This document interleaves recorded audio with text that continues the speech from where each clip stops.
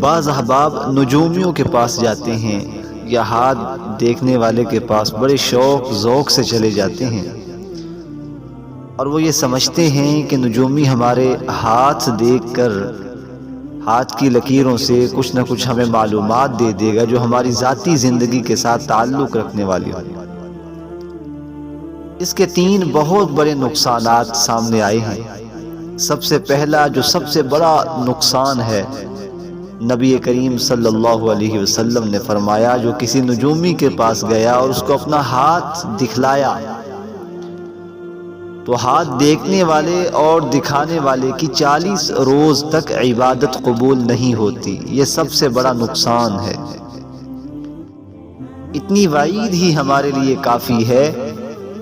اس کا مطلب یہ ہے کہ شریعت نے اس کو بالکل ناپسندیدہ عمل قرار دیا ہے، جس کا بالکل نظام کائنات کے ساتھ دور سے کوئی تعلق بھی نہیں۔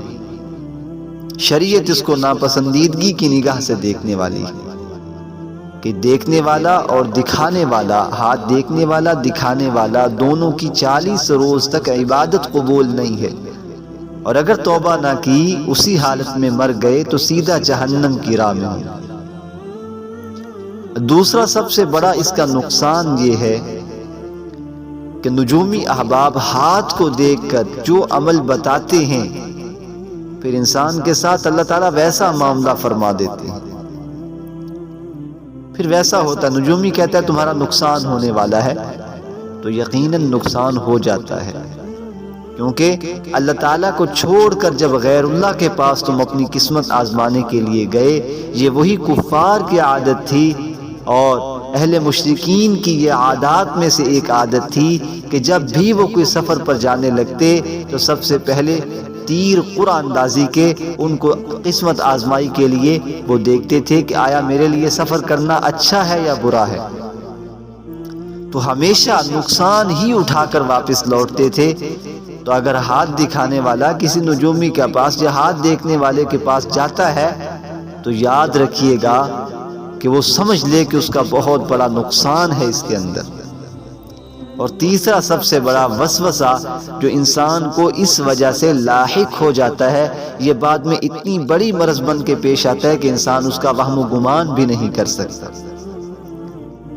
پھر انسان کو ایسے وساوس شیطان ڈالتا ہے کہ تمہیں فلاں نے بھی تعویذ ڈالے ہوں گے، فلاں نے بھی تمہارے بارے میں جو ہے کچھ نہ کچھ کالا علم کروایا ہوگا، اور جو ہے نجومی نے بتا دیا کہ تمہارے کاروبار کے اندر رکاوٹ ہے، تو ایسے ذہن کے اندر یہ بات بیٹھی کہ بس اس بات کو لے کر 24 گھنٹے وہ سوچے جا رہے ہیں۔ تو انسان کا جو ذہنی ایک قوت تھی اللہ پاک نے صلاحیت انسان کو عطا فرمائی تھی، وہ اس وسوسے کی وجہ سے مفلوج ہو کر رہ جاتی ہے۔ تو اس لحاظ سے 3 بہت بڑے نقصان ہیں ہاتھ دیکھنے اور دکھانے والے کے لیے۔ سب سے بڑا نقصان جو ہاتھ دکھاتا ہے، اللہ کے پیغمبر صلی اللہ علیہ وسلم نے ارشاد فرمایا 40 روز تک تو عبادت قبول ہی نہیں ہوتی۔ اگر توبہ نہ کرے گا اسی حال میں مر گیا تو جہنم کے اندر اس کا ٹھکانہ ہوگا۔ اور دوسرا نقصان کہ انسان کے اطراف کے اندر ایسی چیزیں اللہ پاک مسلط فرما دیتے ہیں اس نحوست کی وجہ سے کہ انسان کو آئے روز نقصان اٹھانا پڑتا ہے۔ اور نمبر 3، انسان کو اس عمل کی وجہ سے ایسے وساوس کا شکار انسان ہو جاتا ہے، پوری زندگی پھر اس کا خمیازہ بھگتنا پڑتا ہے۔ ایک وقت ایسا آتا ہے وہ وساوس انسان کے ذہن میں اتنے حاوی اور غالب اور مسلط ہو جاتے ہیں کہ انسان اپنے راستے پر چلتا ہوا 2 آدمیوں کو دیکھے گا کہ وہ آپس میں گفتگو کرنے والے ہیں تو انسان کے ذہن کے اندر فوراً جائے گا کہ یہ میرے نقصان کے بارے میں سوچنے والے ہیں، حالانکہ وہ لوگ اس کو جانتے تک نہیں۔ یہ وسوسے کا بالکل انتہائی آخری درجہ ہے کہ انسان کو تباہ و برباد کر کے رکھتا ہے۔ اور وساوس کی ابتدا کہاں سے ہوتی ہے؟ ایسے لوگوں کے پاس جانے سے کہ ہم اپنا ایمان بھی ختم کر دیتے ہیں، ہم اپنا دین بھی ختم کر دیتے ہیں، دنیا بھی تباہ و برباد کر کے لوٹتے ہیں۔